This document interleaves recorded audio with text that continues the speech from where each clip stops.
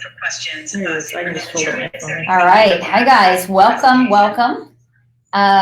This is the first night that Nancy and I are in the same place, and Nancy's misbehaving. I am totally misbehaving. I'm sorry. So we'll see if we can get through this broadcast tonight without Nancy misbehaving.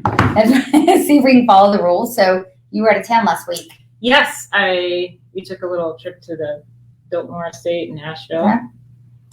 Cool. Very, very relaxing. Love the Biltmore. I wonder if it's in the social studies standards.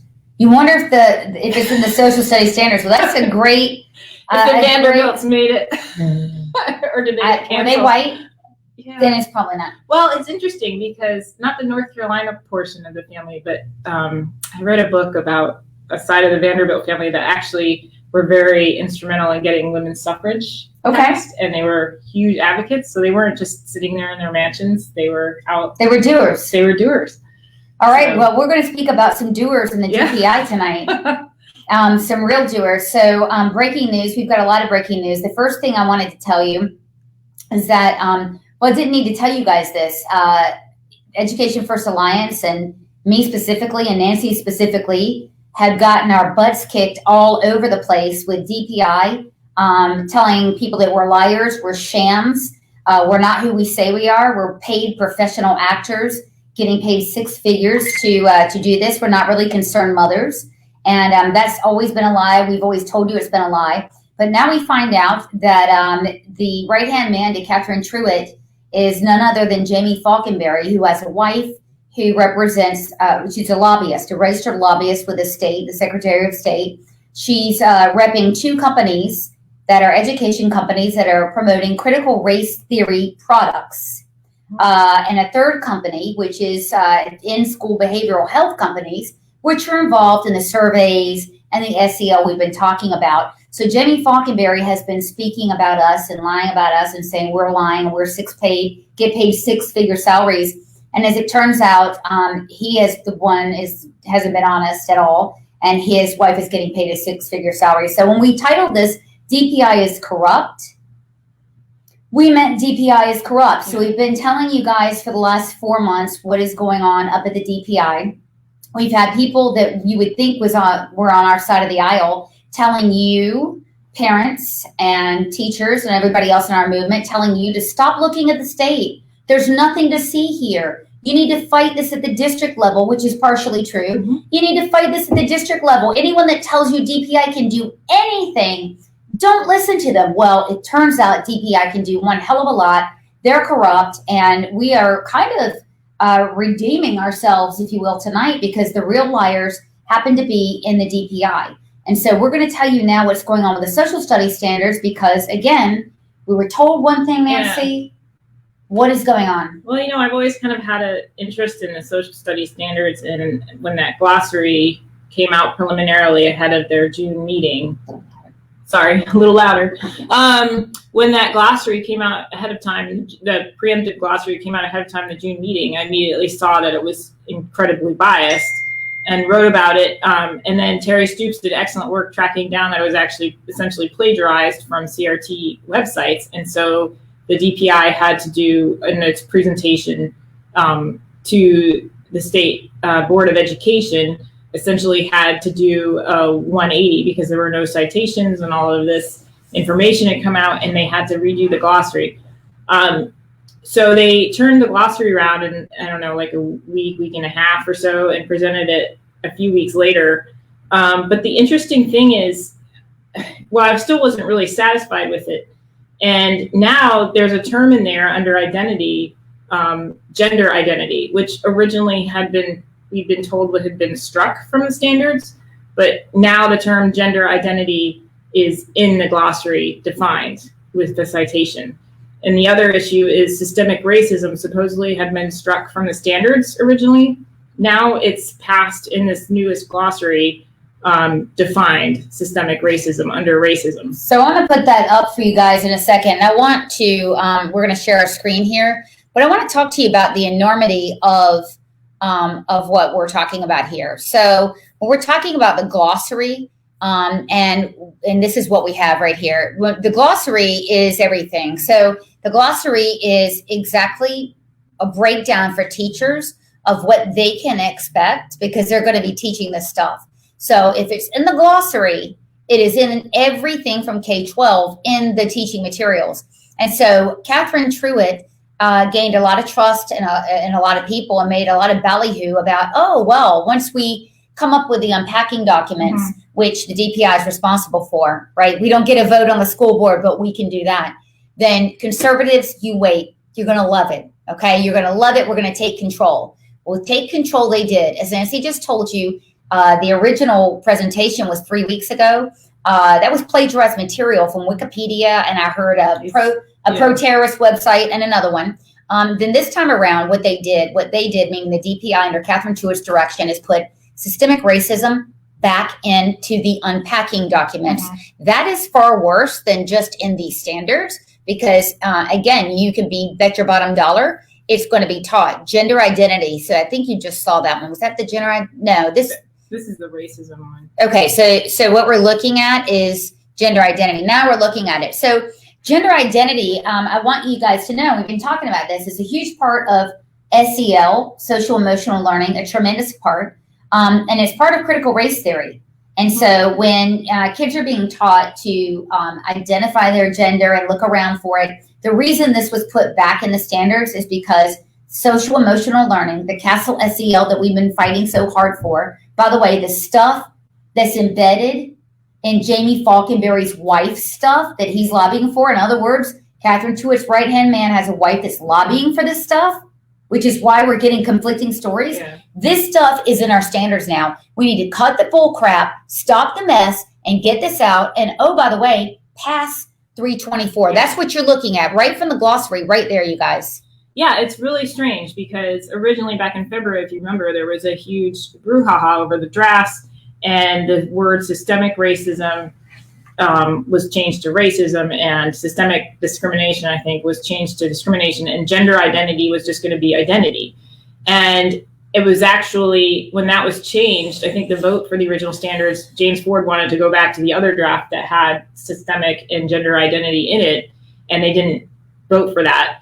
And so supposedly that was a pseudo win in these standards. Well, Catherine Truitt took a victory lap. Yes. She patted herself on the back. She's been, at every GOP and every conference that will have her, and she's taking credit for, I took systemic racism and gender identity out of the social studies standards. Well, apparently under her leadership, it's back in. Yeah, it's back in. And originally, in it, news articles were written about it, about the changes.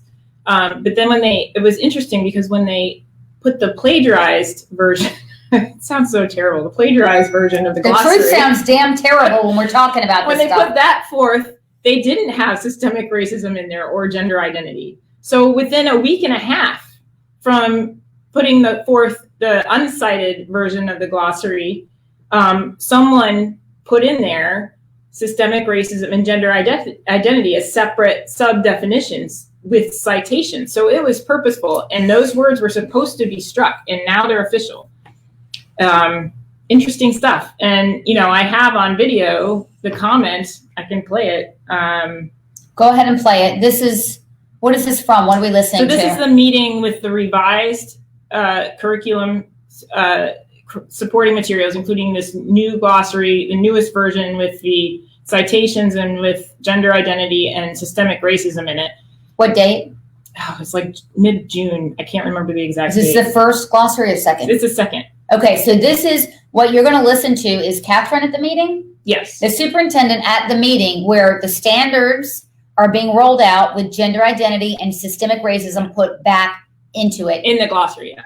Into it, yes. Yeah. Go ahead. And of note, just so you know, the Republicans present at this meeting, which was Olivia Oxendine and maybe it was Amy White. On the board, on the state school board, guys. Republicans voted against these curriculum documents. Mark Robinson wasn't there and a couple other people weren't there. But this was in mid-June with the cited official version of the glossary that now includes systemic racism and gender identity. Before I open the floor for questions, Superintendent Truitt, is there anything you'd like to add to that presentation? Thank you for your introduction, Ms. Kamnitz, to this agenda item. And in the interest of time, I will leave it with that. does the recommendation come with your, are you concurring with the recommendation of the staff for approval? Absolutely, I am concurring. I have personally viewed every single page of what is being presented today, and am entirely satisfied with the work that's been done. And I would like to thank Maureen Stover for immediately jumping in and offering to help and executing on that offer in writing the glossary alongside my colleagues and me. Thank you. Okay, so there we have it. The only thing that's been executed is the public school system under the leadership of Catherine Truitt. So again, I'm just going to break this down for you. We have been telling you from the start that something is rotting from the top down of our public school systems. It starts at the DPI and the state school board, who absolutely positively does have control over a lot of the things that go on in the district. So that something is absolute corruption. Number one, Catherine Truitt, who you just heard, her right-hand man, who's also on the same party as her, who also openly criticizes critical race theory, doesn't want it in the schools. His wife is a lobbyist for critical race theory companies. Number one. Number two, Catherine Truitt, again, has been to meeting after meeting after meeting after meeting saying, I do not support critical race theory. I took these things out of the standards.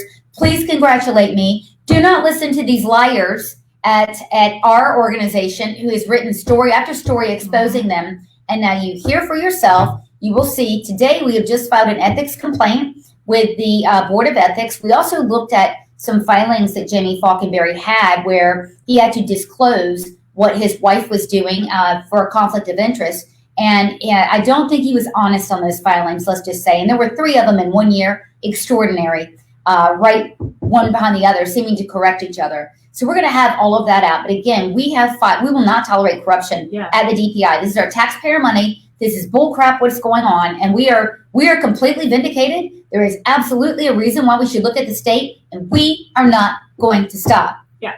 I mean, it's ridiculous. This whole social studies thing has bothered me from the beginning, that we have to pay for this. And then to find out that, they had a couple months to work on this glossary, and it was such an important document. It defines all these words and the standards, and to come out and have it be 100% biased, 100% progressive, and under a CRT framework. And then to find out from Terry Stoops and the John Locke Foundation, that was even more than that. It was plagiarized, essentially, and appropriated. And then to turn it around in a week and a half, this important document, all of a sudden, with all these Merriam-Webster definitions, ironically. Well, there was also Aspen Institute, which is the George Soros Institute. And they ended up, whoever snuck it, put in systemic racism, even though it was supposed to be struck in gender identity. And then under racism, they cite the Aspen Institute, which is like some progressive global organization. Like, who's at the top, Nancy? Yeah, no, it's the leader that's responsible. And she said in the meeting recording that she looked through every single page. So, and was supportive of passing. It was in line with wanting to pass these curriculum supporting documents, even though the Republicans on the board voted against it. So ultimately, it's really confusing. It's hard to keep up. I don't think it's confusing. Well, I mean, to the person who's not, if you're not paying like specific attention. Correct. If you're not following it very closely and going to the primary documents, if you're just following it in like the news story, then you think, okay, systemic racism isn't going to be in there. But lo and behold, yeah, it's in right. There. So it's kind of like being robbed with your own gun. Yeah. Because we gave a lot of trust. We took a lot of flack over on this side of the aisle. Again, what we have told you all along, everything that we've reported at edfirstnc.org, all of our news stories, we've never, ever been asked for a retraction. I've been a journalist for 5 years. I've never been asked for a retraction. I've never had to give one. And my record stands exactly the same tonight. The people who were at the top denying this stuff was going on, you heard her words. You saw what's going on in the glossary. We're going to throw that up there again. We have been had. Now, the next steps are we must absolutely demand that 324 gets passed. It is sitting on the Senate floor or in a committee right now. It has to get passed because the DPI is totally, utterly corrupt, cannot be counted on, and they are working against us. That's something that you have not heard me say before. They are working against us. They have a motivated motive to do that with Jamie Falconberry's wife. They've been compromised. We're going to write a press release tomorrow about the ethics complaint we filed. We're going to write a story tomorrow again on the social studies standards. Here we go again. Yeah, and there's been no accountability. I haven't heard of any accountability within the bureaucracy for the people who, you would think that if you put forward as part of your paid position and you had a couple months to do it, you would think that if you put forward unsighted definitions for the state, for everyone representing North Carolina, for the next 5 to 7 years, and you didn't cite anything and you just got them off of CRT and Wikipedia websites, you would think that person would no longer be working for you. They get paid way more than teachers, you guys. These people that we're talking about at this upper echelon,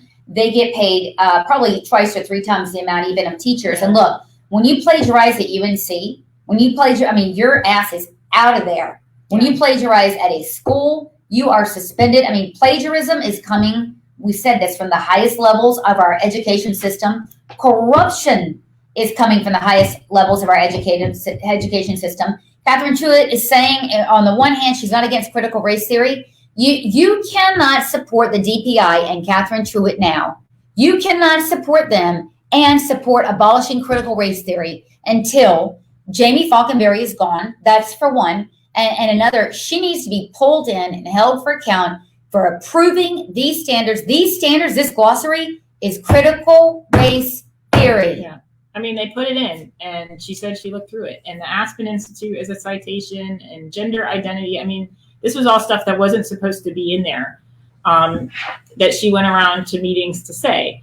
And then on top of that, as far as I'm concerned, this is more support for the addition of that Section 8 and 6, I can't remember, it starts with a 6, the bill that's going to delay the standards for a year, because the legislators need to step in and say, enough is enough.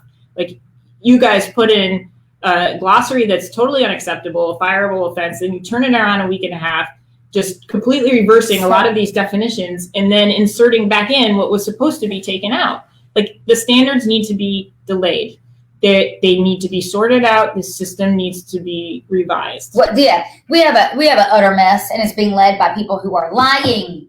I don't say lying. I say misled, mistruth. Lying. They're not telling the truth at all. So the State Board of Education, just to give you a rundown, the State Board of Ed was held responsible for passing standards. In fact, Jamie Falconberry, when he was with Dan Forrest years ago in 2019, he was leading the charge. Hey, have a personal finance class, and you guys at the State Board, please redo these social studies standards. So he was leading the charge. Now we know that when Catherine Truitt keeps blaming her predecessor, she's actually talking about Jamie Falconberry, who was with Dan Forrest, who was on the education committee, who had a hand in all of this, and who did nothing to stop it, actually. And so we're talking about the State Board of Education passed these standards.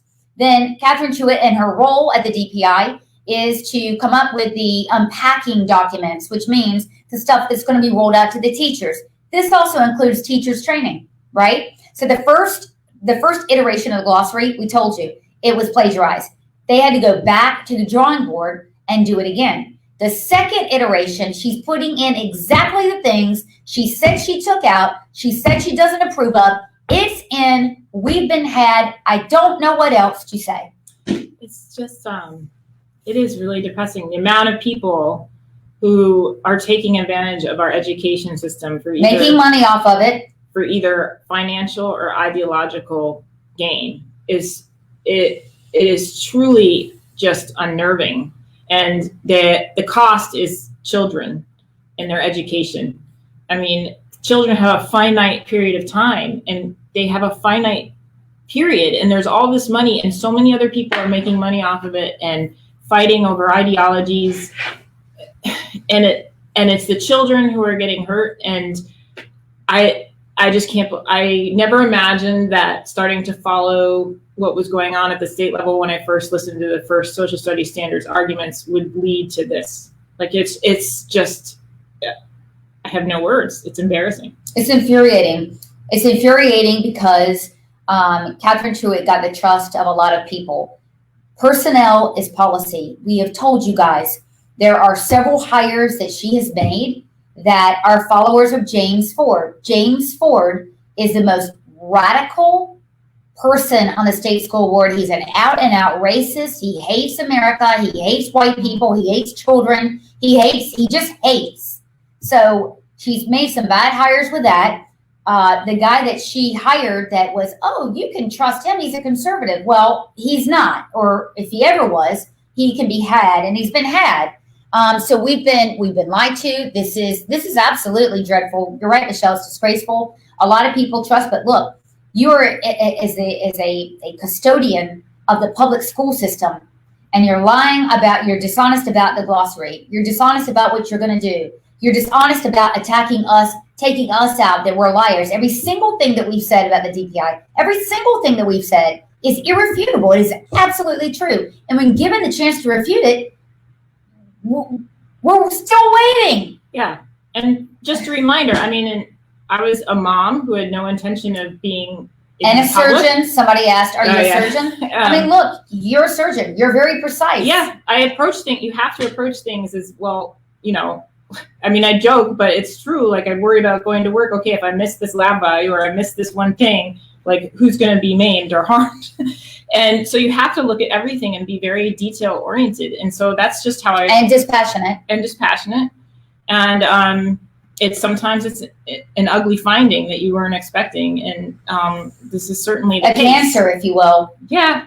And it's awful. And I certainly lean towards a political viewpoint, and I have ideologies in line with, you know, a certain side. And I'm very much anti-communism. I have family who were in Soviet labor camps under communism and Stalin, ancestors, and grew up with those stories and understood how terrible it is.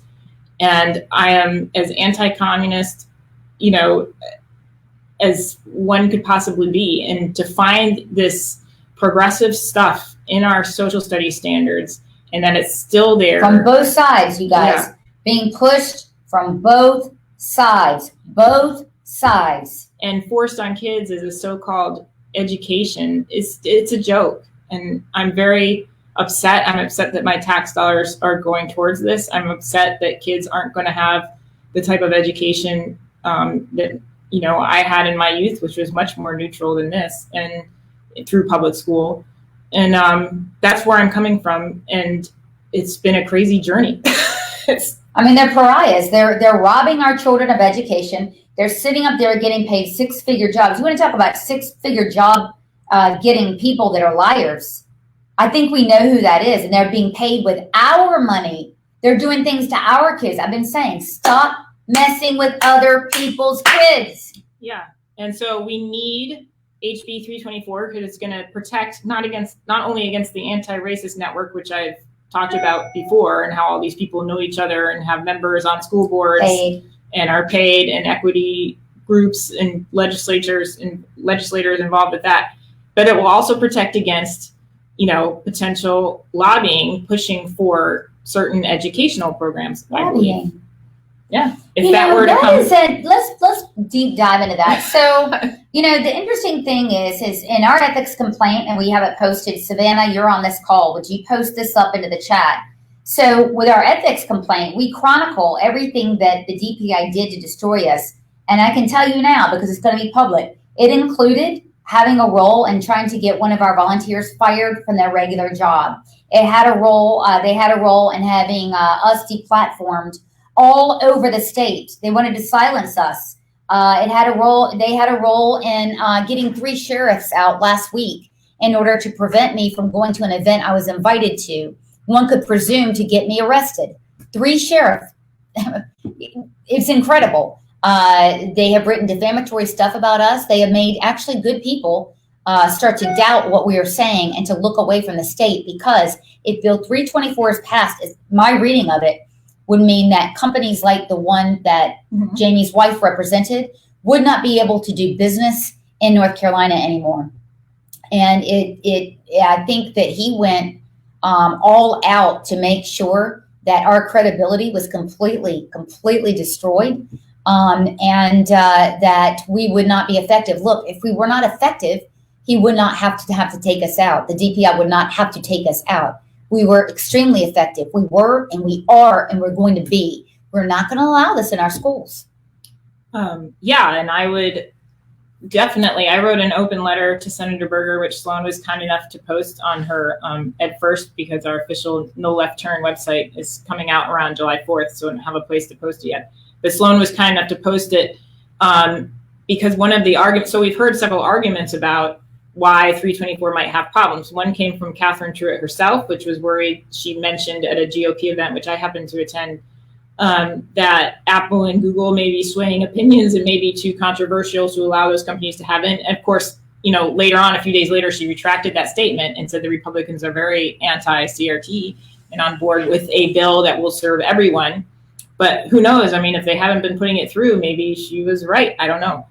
The other one is this free speech argument, which actually is not applicable here because this is K through 12 education, and teachers and public teachers are supposed to teach to the state and local determined curriculum, which is why they want this progressive stuff in the state curriculum, because they know teachers have to teach to it. So teachers have free speech outside of that in the public sphere and on Twitter or whatever else. But within the classroom, like Stanley Kurtz so eloquently said when Sloan interviewed him, at that moment, they're supposed to teach to what their bosses say they're supposed to teach, which is the curriculum. So free speech doesn't really apply in the K through 12 realm.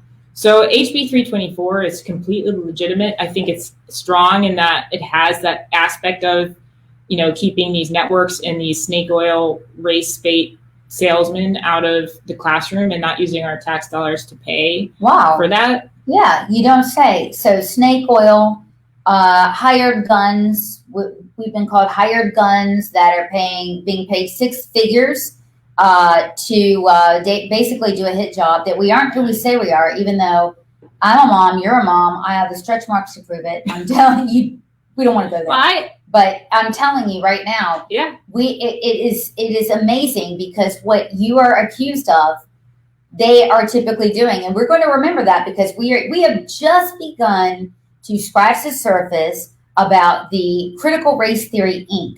We've talked about it for a while. We never dreamed that it would be coming right at the top here. We never dreamed somebody in the highest education office would actually have a lobbyist for a wife who's doing this stuff.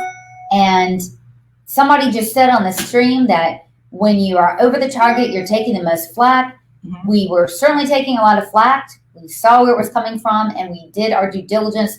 We will continue to do that. We just want to say that tonight. We're not stopping. So the ethics complaint is first. We've got a couple of others lined up. That's awesome.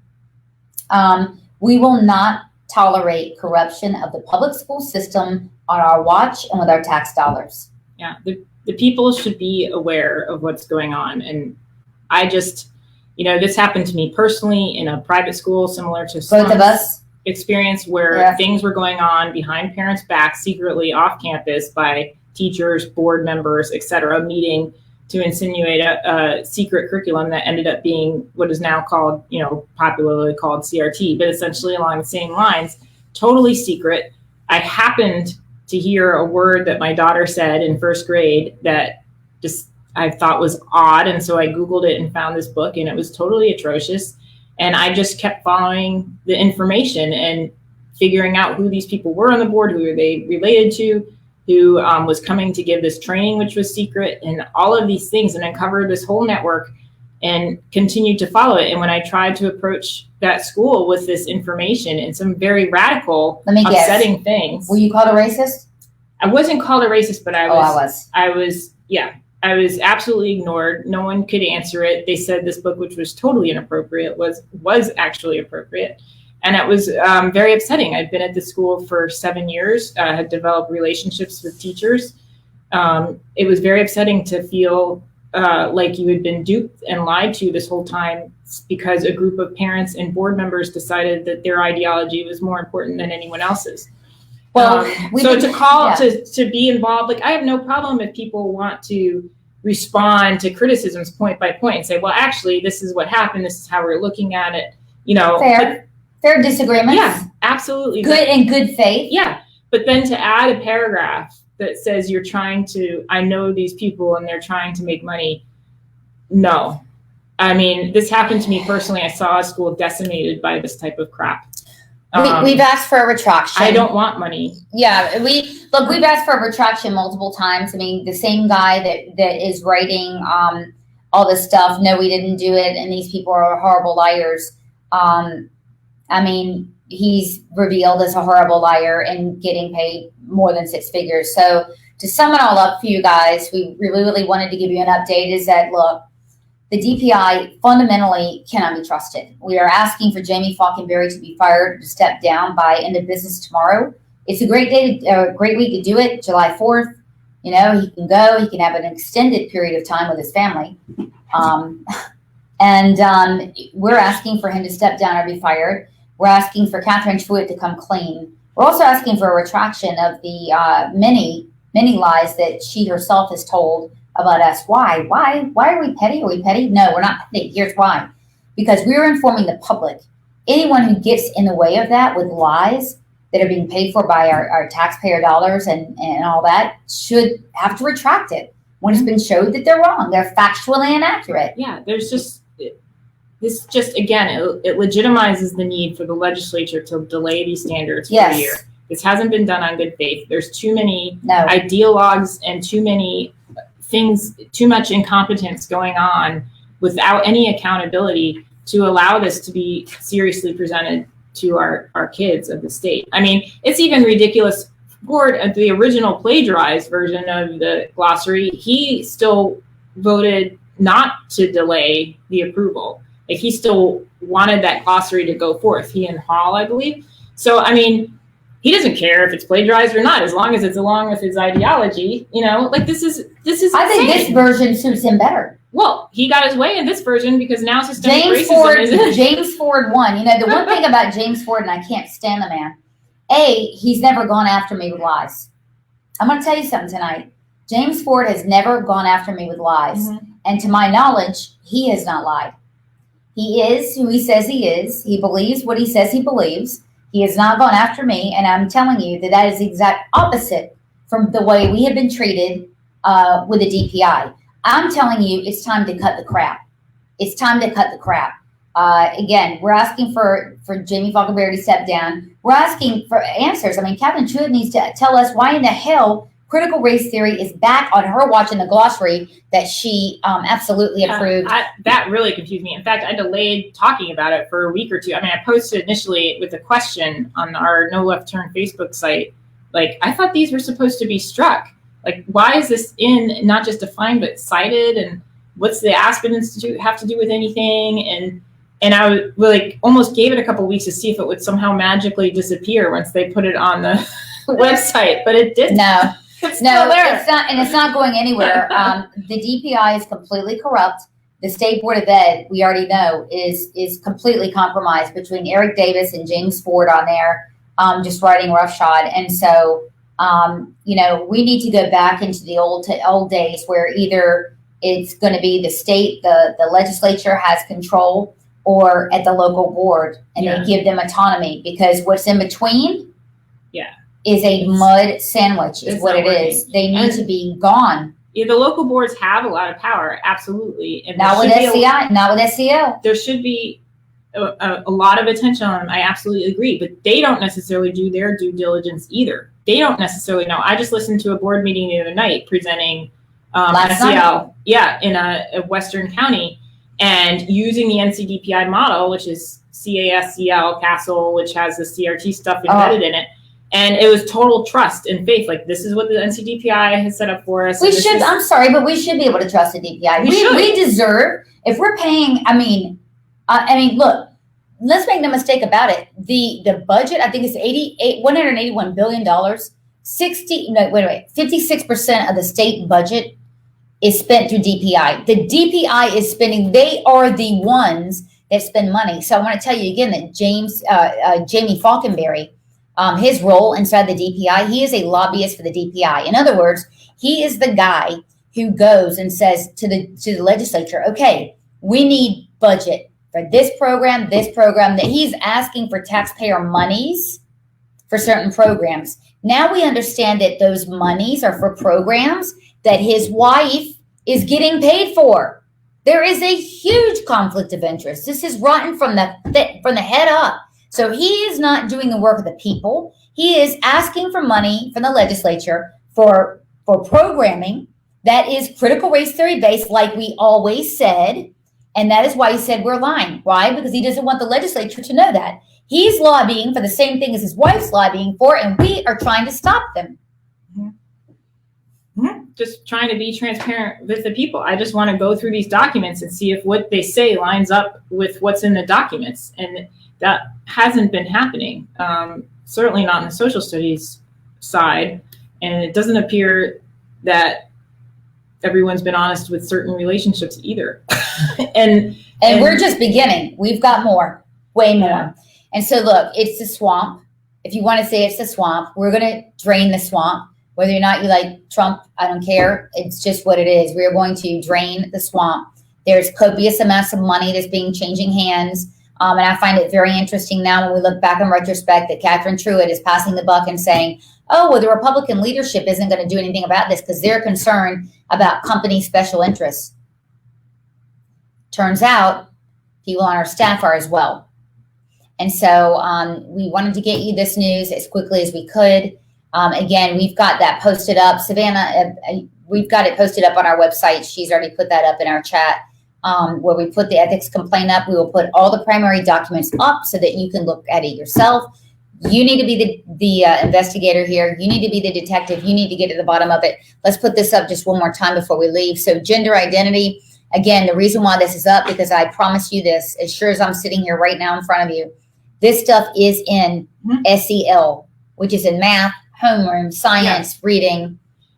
Yeah, they put it in every subject. I even had a clip on Rumble with a screen recording from a teacher training session from within the NCDPI with the comparison of the J.D. Salinger and that awful other book, the Mexican Daughter book, and it was SEL more than teaching kids to be nice, and it was English class. So, even if, however, someone at the head of the DPI or whoever wants to define it, that doesn't mean that that's what it's going to be in practice at all.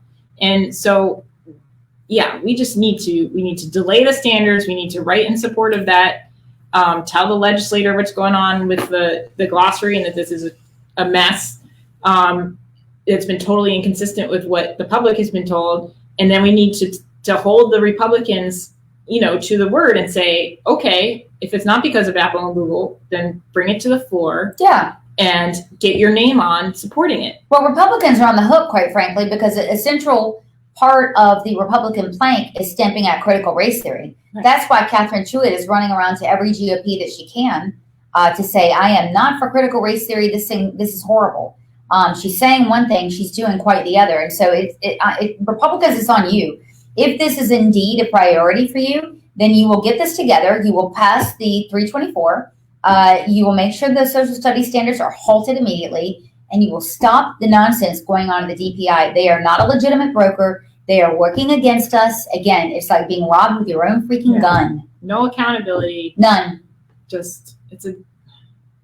None. So we're disgusted. We know that you are too. Again, what can you do? You need to call tomorrow. You need to call, go by, write. We need to raise absolute hell. We're thinking about putting together a rally. And so that's the other news we'll get to you after the July 4th weekend. And so we have got to take to the streets. Look, we are being sold a bag of dog manure because Republicans say that they're for it, not for it. Both sides are giving us a runaround. This has to stop. This is about our children, our state, our country. Yeah. And they have direct ties to Cooper's office, a lot of these people in the DPI. Married to people who work for Cooper or whatever. And swamp. Yeah, it's a total swamp. And it's Cooper's DPI, and it's a disaster. And Biden's. And unfortunately, some people on the conservative side who haven't been so forthright, maybe. So, it just needs to stop. This is nonsense because our children are getting hurt. This is not adults. These are kids, and they deserve the best. Right. So I want you to share this. Again, we've got these documents up. You'll have something tomorrow where you can share everyone needs to know that Catherine Truitt's right-hand man married to a lobbyist. He hadn't been honest about that in his filings, by the way. Tis, that's a misdemeanor, if that's true. And we need them to come clean, and he needs to go. All right. Have a good night, guys. And Nancy? Yeah. We'll have to be doing this like in person. It's weird. It is weird. It's weird to see you. It is weird to see you in It's person. weird to not like be worrying that my kids are going to come in because we're in the office tonight. No, mine too, right? So we have a mom's night out at the office. So, all right, guys, thank you very much for tuning in. Have a wonderful night.